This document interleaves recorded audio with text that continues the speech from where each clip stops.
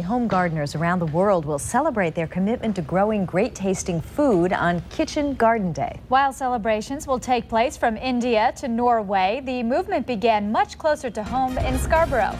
Our master gardener, Amy Sinclair, is out in the What's Growing garden with more. Amy? Hi, guys. You know, gardeners know how great it is to make dinner with something that they've just harvested from the garden. I'm still amazed that these Sun Gold tomatoes came from seeds I put on my windowsill back in April. Well, Roger Dwarin is hoping to spread that joy around his neighborhood and around the entire world, and he's starting the revolution in his front yard. So these are organic fingerling potatoes. The Dwarin family's backyard garden is filled with tasty produce.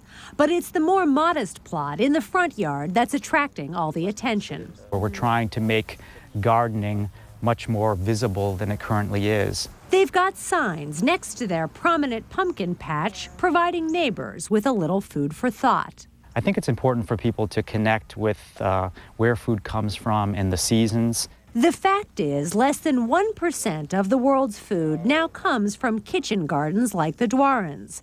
And Roger says the number of people harvesting at home shrinks every year. And the trend from 2004 to 2005 was, in fact, a 20% reduction in home food production. So we're really kind of reaching a rather critical stage, I think, where we need to hang on to the cultural knowledge that we have about food production. He launched Kitchen Gardeners International in 2003 to encourage people to try growing at least some of their own food. It struck me that of all the tools for social change, the fork might just be the strongest.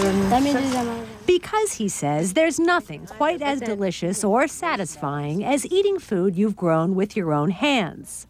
And while gardening connects us to our agricultural past, Roger says it's a pursuit that makes just as much sense today. We cannot, in the age of $3 per gallon gasoline and in the age of global warming, simply assume that food is always going to be coming from somewhere else. Just by growing your own tomatoes, you'll save land, money, and gas. And if you save some of the seeds, you'll have a head start on next year's garden. Now, there's no set way to celebrate Kitchen Garden Day, but you might make something delicious, make a meal using produce from your garden and invite friends over. Or you could try doing something I've always wanted to do, which is set up an informal garden tour around your neighborhood so you can see what other people are growing. Go to our website, WGME.com, click on What's Growing if you'd like more information, and you can also link to the Kitchen Gardeners website, all kinds of information there. And Roger tells me that since he started the organization, he already has more than 2,600 supporters from 50 countries. So that's what I'll be doing on Sunday, celebrating kitchen gardens, and I'll send it back to you in the newsroom. Wonderful. We'll all be over for a tour, Amy. Right? Thanks.